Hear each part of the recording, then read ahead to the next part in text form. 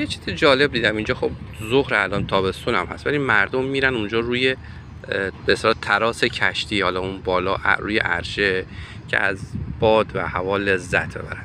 اینجا کشتی ها کارشون چی هست؟ مردم رو از این ور دریا سوار میکنن میبرن اون ور دریا، چون تو این شهر به اصطلاح دریا از اونجا شروع میشه میاد وارد میشه اینجا تموم میشه و مردم اگه بخوان از اون سر شهر، فرض کنید از اون ته که الان ایستگاه همین کشتی ها هست، بیان این طرف یا برن حالا این ور، خیلی باید تو جاده رانندگی کنن.